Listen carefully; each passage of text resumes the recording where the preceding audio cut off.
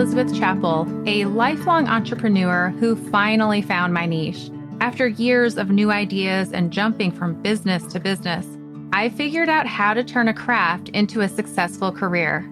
In 2016, I started a monthly subscription box for quilters. That little startup has grown into a thriving, multiple six-figure business that I am so proud of. As a published author, designer of fabrics and patterns being sold throughout the world, my favorite thing to do is to teach others how to grow a career of their dreams. Each week, you'll hear from me or from other guests who are creative entrepreneurs, so you can learn exactly what to do and what not to do to grow a career that's more rewarding and successful than you ever thought possible. If you're ready to turn your craft into a career that you love, I am so excited you're here. Welcome to the Craft to Career podcast.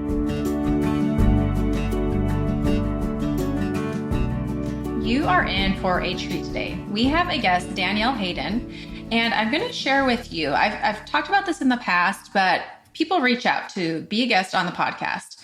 And it's not often that I feel like it's a good fit or I feel like it will really bring value to you as a listener. However, this is someone who, when the email came in my inbox and I took a look at it, I was like, oh, absolutely.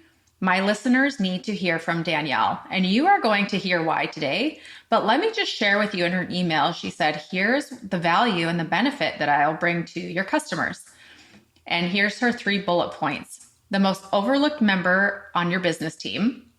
And it talks about your team in financial aspects.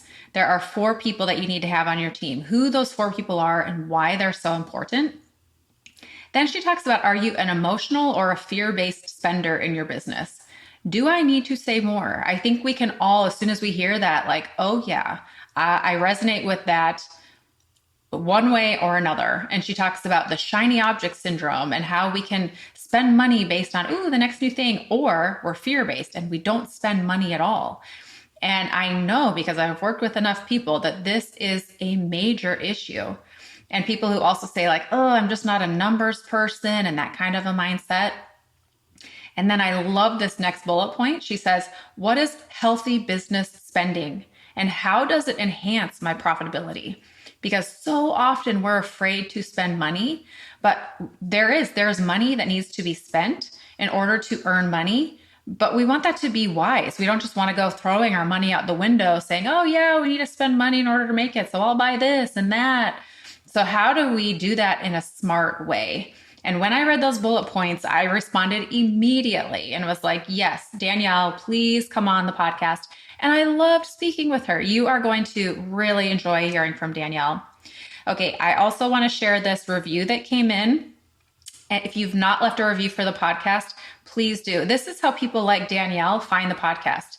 She goes and she looks at the top ranking podcasts, which, thank you for listening. This podcast continues to be in the top 1% globally. So thank you for being here.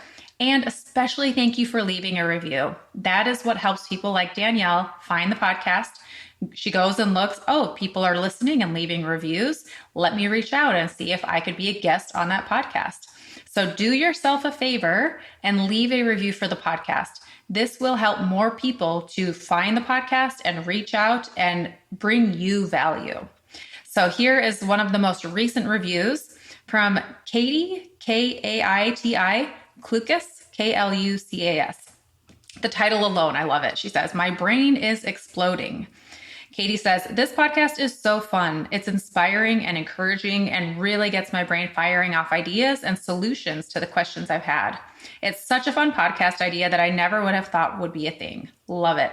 So thank you so much, Katie. If you have not left a review, be sure to take just a second and do that. And really, it is paying it forward to yourself. This is how you can get the best guests, the best information on this podcast. So do yourself a favor and leave a review for the podcast. And now let's go in and meet our guest, Danielle.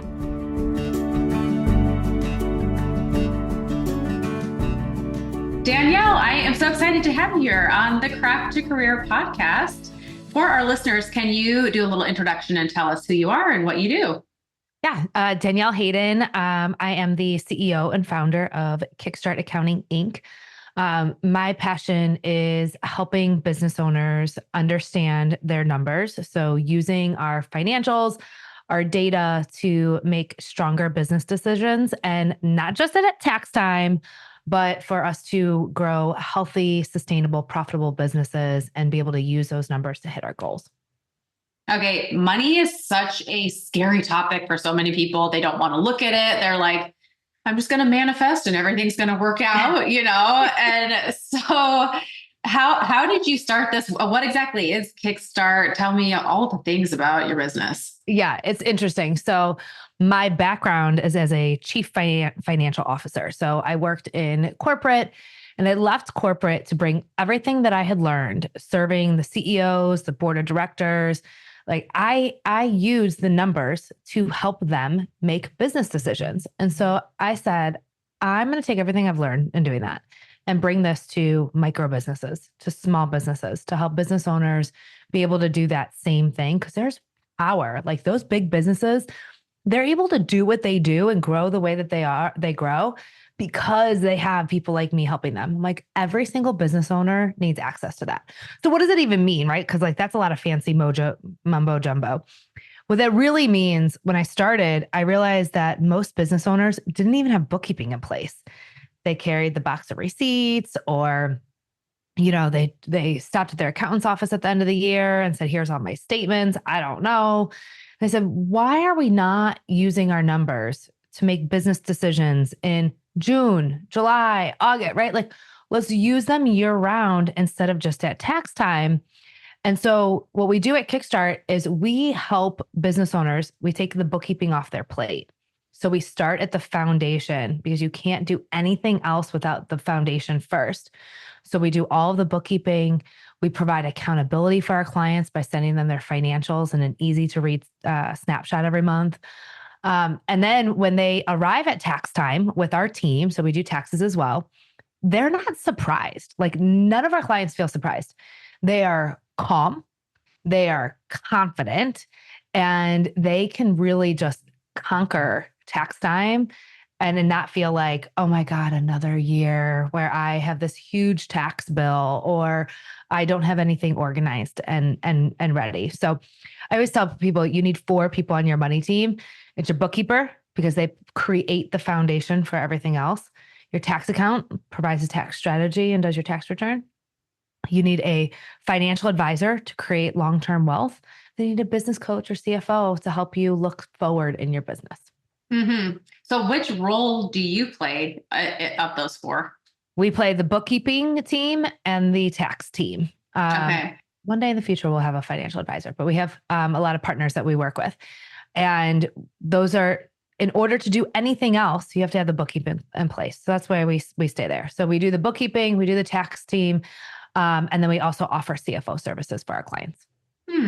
Okay, CFO. I know Chief Financial Officer, but you said something that interested me. I actually don't know what a CFO does, but you said they help you plan for, what do they do? What?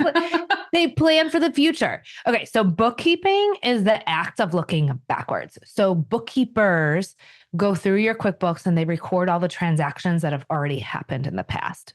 So you're out making money, spending money, doing your thing. And your bookkeeper is behind the scenes, making sure that all those transactions are captured in QuickBooks. Okay. Your bookkeeper will also send you financial statements for the period of time ending this month. Now, your CFO helps you start to look to the future. And as a CFO, you're starting to look at how do I set a budget for the next 12 months? So I'm going to spend money intentionally to hit my goals. I want to see my business hit 100,000, 500,000, $1 million. They're going to help you look to the future and put a spending plan into the future, and then reforecast every single month to hold you accountable to where you're going.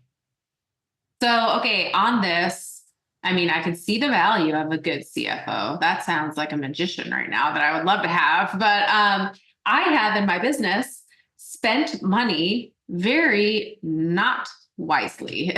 And I'm talking a lot of money. And you don't always know, but I do think if there was someone who was a little more wise, they would be like, however, there's the other side of the coin. I see majority of the people in my industry, I see not spending a dime because they are terrified. I didn't realize this. I'm an outlier where I'm like, let's buy it, it'll be fine. And it is fine, but I could have avoided some whatever, So how does one navigate, especially because the majority are the ones who are like, no, I can't. And even as you're like, you need these 4 things, I can already hear my audience being like, well, that's nice, but I can't afford that. Like, I'm not even earning. So how would I, It's a mindset. Yeah, it's a mindset. Okay. So we find that people land in one of 4 money mindset personality types. And the first one's free spender. So I think you identify with the free spenders. And that means you're going out and you are spending money. You're not looking at the financials first. You have confidence it's all going to work out in the end, and you're a free spender. Our keepers, they never feel like they have enough money saved up. So I'll ask my free spenders, well, what are you saving for? They're like, well, I just reinvest all my money back into the business. I'm like, well, you're reinvesting in what? And they're like, well, I'm just investing it in my business. I'm like, but investing it where in your business? And they can't answer that because they're just keeping it. They're keepers. To save it. And it's funny because personally, I'm a keeper, and in business, I'm a free spender. Interesting. So we're not all the same personally and in business. Now, then we have our perfectionists. Our perfectionists obsess over where every dollar's coming in and where every dollar's going out. It is exhausting being a perfectionist. And then we have our balance seeker. And the balance seeker is really somebody who understands I have to spend money to make money. I need to invest in my business, but I also have to have 3 months worth of operating expenses saved up for a rainy day. Or maybe I should save for 3 months before I spend $10,000. So they're finding a little bit of balance between the two. So I think first is to know what your money personality type is. And some people listen to this and they're like, I know exactly. If you're not sure, you can go to kickstartaccountinginc.com/quiz and take a short little quiz. I know I love a good quiz. But from there, I'm with you in that most of our clients, when they get on client calls with us, so when we do our bookkeeping for our clients, they get either a monthly or a quarterly call with the bookkeeping team. And this is where we go over the financial statements, we answer questions, really just like a safe space for people to say, I have no idea what the hell to do with this. I don't know what you're talking about. Explain it to me. Just that safe space. And most people will get on those calls and say, okay, I'm braced. Where should I cut back? And my team and I are like, what do you mean cut back? Like, you don't need to cut back. You're not hitting your goals because you're not spending enough money. And so, really understanding what your intention is for the business. If you're in high growth mode, right? If you want to grow this business, then we need to have healthy spending. We need to be spending between 8 and 10% of our revenue back out the door in marketing and advertising. If you want to have work-life balance, we probably need some outside services where we're having experts do things for us so that we can, for me, it's making it to my son's football game. So having those people in our business to be able to support us because we don't have to do everything. And I heard you when you said, but I can't afford it. And I just maybe encourage everyone to think that maybe your mindset is holding you back, and that thinking I'm too small, I'm not big enough, I don't have enough, and really actually looking at what you do have to plan for your future. So I am curious, let's say someone has just started their business as a quilt pattern writer and they're really not bringing in money yet. They've sold a couple patterns here and there, and they're not sure if their business is really going to take off. Do you suggest it's a good time to at what point, do you mentally have to at least commit to I'm going to do this for 2 years or Yeah, that's exactly what you have to do. By thinking to yourself, I'm not sure, you're literally putting into the universe that you're not ready for it. Yeah. That's exactly what you're telling the universe, that you're not in. And so why should customers trust you? Yep. if you don't trust yourself and you want customers to trust you, that's not fair. So I think it's very normal from 1 to 3 years in your business to not be taking home regular owner's draws, or you are building from the ground up. You have to put so much time, blood, sweat, tears, money into Mhm. your business. And we see too much overnight success in our online world that we live in. And I love that. I feel like there's more and more people talking about, like, yeah, the 15-year overnight success. Like, you guys are only seeing the last year. It takes a long time. It took me, 3 to 5 years to really gain momentum in my business. And I had to tell the universe that I was all in order for the universe to bring me consistent clients and team members. Have you worked with people where you've seen the shift? Like, what could help someone who's like, I know I don't have that mindset, but I want to have it? Yeah, that's a good question. I think it's trusting yourself. It's really reflecting if you're all in. Like, Hmm. is this really what you want? Like, really spending some time reflecting. I always tell people, you know, there's one thing that nobody can do for you, and it's this process of reflection. So when people ask me, well, what do I do with my numbers? Or how do I know what it all means? What do I do with it? Well, there's literally, if you don't reflect on it, I call it a clarity break. If you don't take that clarity break, then it really means nothing. It's really just your number that you're going to file your taxes with. The only reason it means something is because you are doing the work as the business owner, the CEO, to actually take the clarity break, reflect on what it means to you. And so I would ask you if you've taken the time to really think about what you want, and do you want this business? Like, are you really willing to work hard enough to have, like, it takes so much work. I have 2 kids, and Kickstart accounting is the hardest thing I've ever done. Like, not my 19-year-old that I'm about to send off to college, not my Hmm. 15-year-old. It is Kickstart. And it's if you're ready for that. And then once you have committed, trusting yourself and giving yourself the confidence to be able to go all in on your dreams is the whole mindset. Yes, which I love. I heard someone say once, thinking years rather than months. And I saw this woman talk about running. She is running marathons, and she started off just pretty overweight.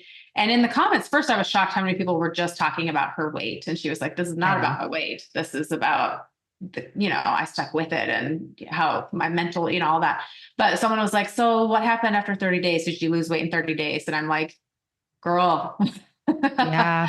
take even the weight away. We're talking, this is years. We're talking years, and that like stick to itiveness. And do you want it? I love that. Like, why are you doing this? What do you really want? I'm curious for you.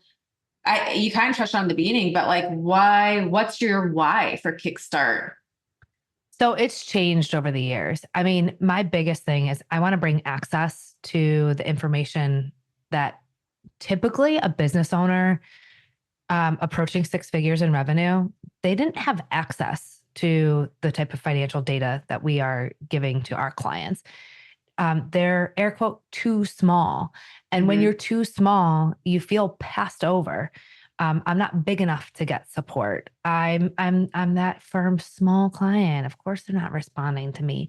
And you accept subpar service from your vendors. And I said, my first year as a business owner, I went to go see my family tax account. So even though I'm a CPA, I said I want to have a little bit of you know, just checks and balance. Somebody else to do my Yeah. return. And so I went into Joe's office. Joe was my parents' family tax accountant growing up. And I still remember going in with my parents, the box of receipts, and I'd spend all day in Joe's office. And I walked in there on a hot, sticky summer day. I had 2 young kids at the time, so everything was sticky. My car was sticky. I have naturally curly hair. I like look like a big afro. I'm a mess going into this man's office. And he shook his head at me and told me it was my little business and how I really needed to treat my little business. differently. And I walked out of his office and thought, nobody is ever going to feel the way that Joe made me feel that day. And I am on a mission to make sure that nobody ever has to feel that way. You are not too small. You are just the right size, and you deserve support. And you deserve the same type of support as the big client next door, because you are a business owner. So that to me is my passion, is to make sure that nobody has to feel that way. And over time, it's also been that my team, I have a team of women who are incredible, and accounting is a male dominated field. Mm-hmm. And I wanted to make sure that those women could have a career in a male dominated field where they have work-life balance, where they can get home to their kids, they can pick their kids up from school, that they would have the opportunity at the same level as somebody else who was willing to go work for a Big Four firm. So my passion's twofold of why we do this now. And I have a CFO, just like I'm suggesting each and every one of you to have a CFO. And I work with my CFO on looking at what's the plan for the next year, 3 years, 10 years. Like, I'm not short term in my business. It is the marathon. And we do that when we're the CFO for our clients. That's why we do 1 year budget, 3 year budget, 10-year budget, because we need to look at the full lifespan of the business. I love that thinking 10 years, because so many times people are like, so what am I going to do in Q1, Q1, Q2? It's like, yes, make those goals, but the long term. And I also want to share my story. This is very interesting. So I also went to our family CPA, who is a man, and at the beginning of my career, and I don't even know, it was in the 4,000 to 10,000 was my revenue, and I remember him saying, it's fine. You just need to ask yourself, is this worth it? Like, do you really want to keep doing this? And my face got red and we left and I bawled and I was so angry. But here's the thing, a couple of years later, multiple 6 figures, he still doesn't care. I'm not doing it to impress him, because at first I'm like, I'm going to make Roger realize he doesn't care, And so to find someone who does care, a business who will treat you like, and I'm not saying all men are that way, because my husband's not, but like, I love that you have a business that is serving this clientele and thinking about it from a female perspective, because finances forever has been a very male down. My husband's a financial advisor, right? Like, we go to his client or whatever big, like, rah, you're doing well. And I look around, I'm like, these are all white men, FYI, who are here, And so to make space for women to talk about finances, own it. You are worth it. You can earn money. You can be successful. And if you're not right away, that's okay. Just make a plan. Like, let's talk about it, rather than like, oh no, this isn't my thing, Entrepreneurship is super lonely. And, you're not going to your friend's house this weekend talking about, oh my God, I finally had my first $5,000 month. They're like, oh, okay, cool. Are you buying dinner? Like, they're not celebrating you in the same way. Or if you're really worried, like, how am I going to buy inventory next month because my inventory didn't sell and now I'm freaking out. I don't know that I'm going to be able to pay anything. You're not to go into your friend or your mom or maybe even your husband having that conversation. And so there's very few people in the world that you can say, hey, I really need to celebrate. This is so cool. I finally hit 6 figures. Or, I don't know how I'm going to continue to do this. I don't know how I'm going to buy inventory next month. And that is one of the most important things for us, is that as your money team for our clients, we are providing that space, no judgment, nothing but love. We actually care to say, let me celebrate with you. Let me commiserate with you. Let me just be there for you during this time. And the celebrations, I don't know what it is. And maybe no, but I think it's not just me, but I have a hard time celebrating, I'll be like, got it. Cool. What's the next thing? Like, to have someone be like, hold on, this is big. Let's celebrate, that's a big deal. Yeah. A lot of our clients will respond back and say, oh my God, I would have just ran right over that milestone. Thanks for reminding me. It was a goal. The budget setting process, like, hey, hold on. Remember, you hit your goal. Hey, you're doing it. I wonder why it's so crazy. Cause even on my team this last year, they're like, so this is, what you earned. And I was like, that's it. And my team was like, whoa, whoa, whoa, whoa. Hold on there. Let's celebrate, because there's something about that. I don't know, psychologically that. On to the next thing. Yeah. Yeah. So I am very curious, when you say you need to spend money to make money, what are areas that you have seen pay off? Yeah, we'll start with that. I had a client a few years ago who she came to us and said, Danielle, I need you to teach me to operate my business at a loss. I'm like, odd request, but I'll take it. So we did what we call catch up. We pulled in all of her transactions into QuickBooks. So it was like November around that time. And so we pulled in all of her transactions from January to November. And I said, all right, Jenna, good news and bad news. Good news, you don't have to learn to operate your business at a loss because you have a profit. Bad news is I need to teach you how to read these financial statements because it's your owner's draws that are making you feel like you don't have any cash. Now, what this did for her was it completely changed her mindset. And she said, I'm going from freelancer to a business owner. I'm going to be the CEO of this business. Like, I know I can do it. Having her numbers gave her the confidence to say, I'm stepping into this role. That first year as new CEO of her business, not freelancer, she invested in live person events. She traveled. She joined a mastermind group.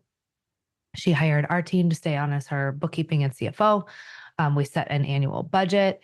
I mean, she invested in growing. Like every dollar she spent was geared toward growth. So when she went to purchase something, she asked, how will this increase the revenue and growth of my business? And if it wasn't going to contribute to that, she didn't spend it. Now, year 2, she started to generate some momentum. Things were happening. She was growing. And she said, all right, I need to shift my priorities. I want to buy a home. So I need to put down some roots. So we shifted some spending around. Well, we looked at what worked last year and we kept doing it. We looked at what didn't work last year and we stopped doing it, right? Like, sounds so easy, but like having a team just to say, okay, this worked, let's keep doing it. All right. So then we shifted around the spending and we increased her owner's draws and increased her salary. So the next year she was able to buy her home by saving up for in a full year. Right after she bought the home, her mom got sick and her mom had to move in. We shifted her spending again and we built her a team. So she changed her profitability. She changed her course of spending. Her main spending category that year was on her team. So payroll, outside services, all that advertising and marketing dollars came down. All those other areas of spending came down. After her mom passed away, she said, okay, I need to right my ship again. And I'm going to reinvest in growth, cut back on having so many team members and re-level up priorities. So I wanted to give you that example to say, it depends, right? Where are you in your life? Because your intention for your business is different than my intention for my business. And where I need to be this year is not where you need to be. And so once you know what you need from your business, you know what you need personally, then we want to shift your spending to align with that. For me, it's building a team. I can't serve every single client. And I have a bigger mission. Like, I want to help as many women as humanly possible. And I personally can't do that, but I can do that by teaching my framework and the way that we deliver our services. I can do that by hiring on more team members so that we can then help more clients. So for me, payroll is by far always our biggest expense. But on Friday, I'm going to leave work early and I'm going to take my son to football and I'm going to enjoy the rest of my weekend. And I know that I can do that because I have a team and that's where I want to invest my money.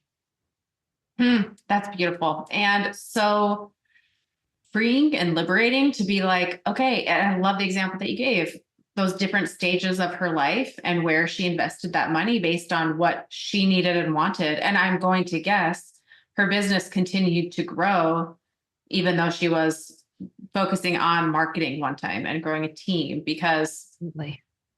because that's just how it works. So, You invest in the pillars in the beginning, right? Like you really invest in that growth and over time, right? Like she was able to continue to ride on that momentum. When she that first year when she went from freelancer to CEO, she invested in her confidence. You know what I mean? Like she went all in.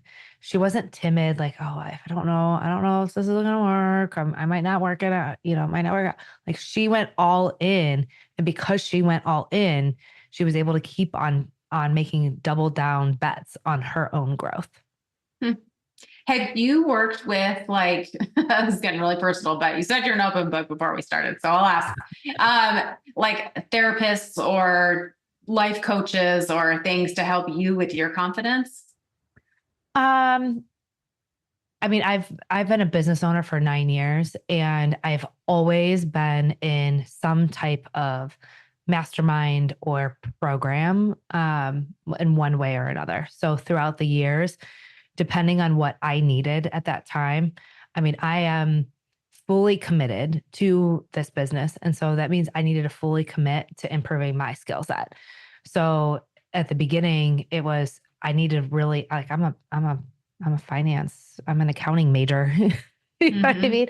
I needed help with things like marketing and sales. And so I invested in coaches that could train me in that area.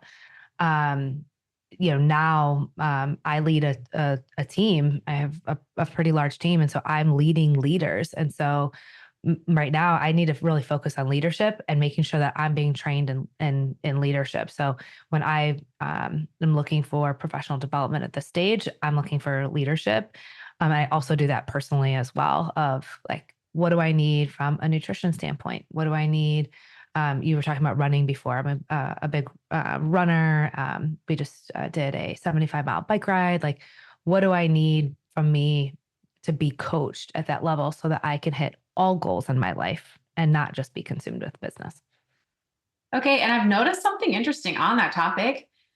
I tend to notice people who run a successful business, and I'm talking years, because you'll see some people who can like really go all at it for a year and then they fizzle out. But like Yeah. people who are in it for the long haul, there is a correlation between the physical, the mental, like we tend to want to grow in all those areas and not all the time, like one year, like you said, I'll be focusing a lot on nutrition and then the next it's da da da da da. But there's something about the growth. It's almost like it's more of a personal growth than it is anything about a business growth. Have you noticed that?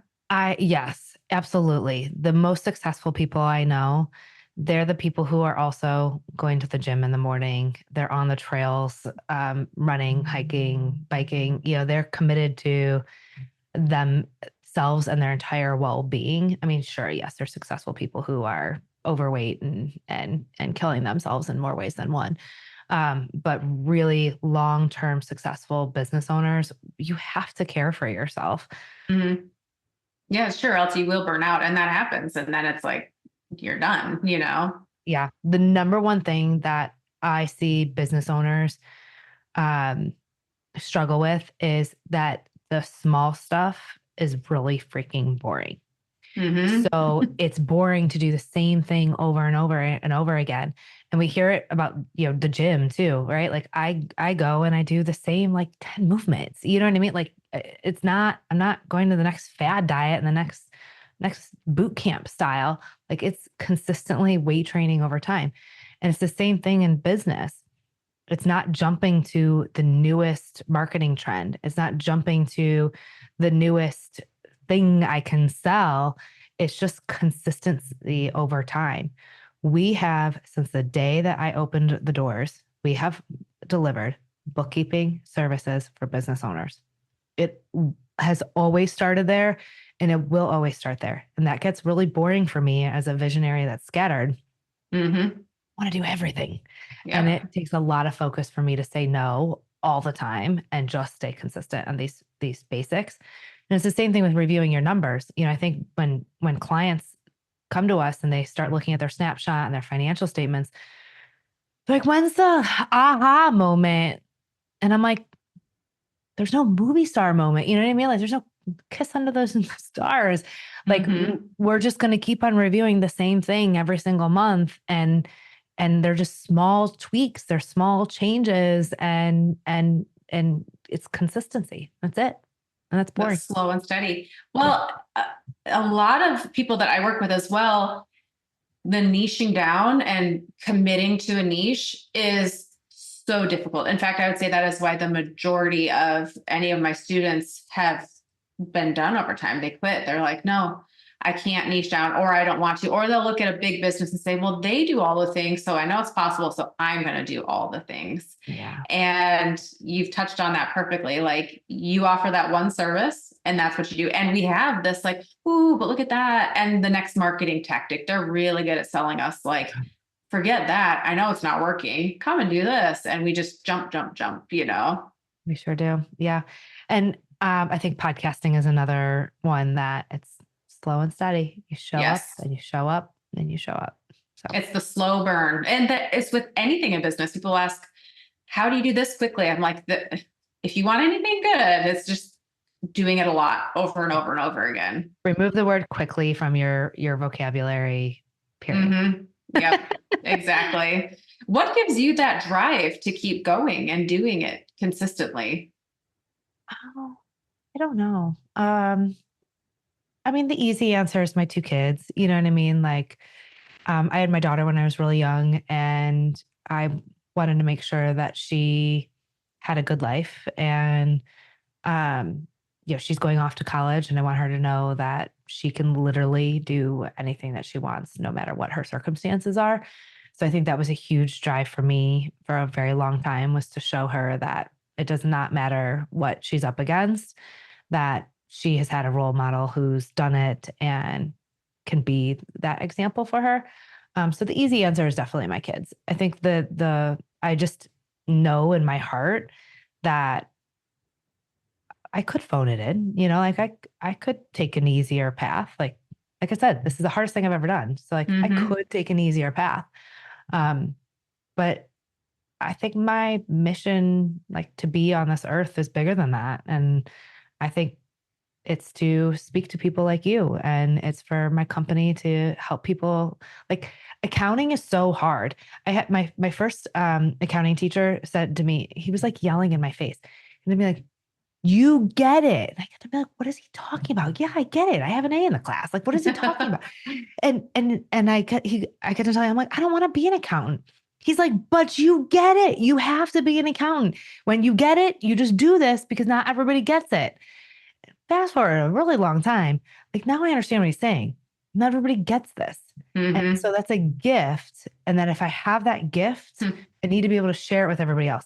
And there's a lot of tax accountants. There's a lot of people out there that get the credits and the debits or how to use QuickBooks, but there's not as many people who can speak to what it means to you as a business owner. And if I have that, then I need to teach my team how to deliver that to clients, because I want to make a difference in your community. Like I want you to be able to go hire people. I want you to be able to make an impact in your community. Like how cool is that? Like trickle down effect in the economy. I so cool. What we do is so cool.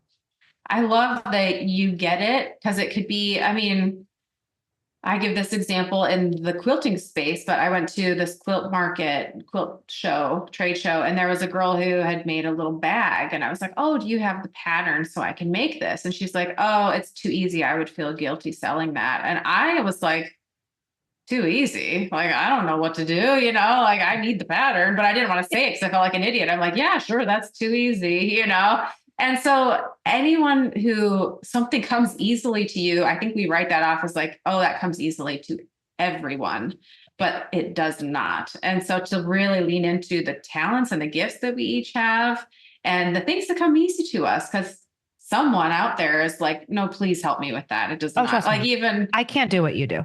Like there's not a chance. So we need each other. Right. Exactly. And, I'll reach out to certain people who are really good at, I don't know, whatever, home decor or whatever, and I'm like, trust me, I need you, Exactly. I love that. I am curious where you live. I'm in Cleveland, Ohio. Okay. Because my kids are the same age and I have a son that plays football. I'm like, wait a minute, where are you? So I'm in Houston, Texas. So. Okay. Okay. Yeah. I'm here for, I'm super excited. We're going to be at nothing but football for the next few months between my nephew and my son. So It's kind of fun. I'm learning about the sport now, now that okay. my All kids are right. playing. So Yeah.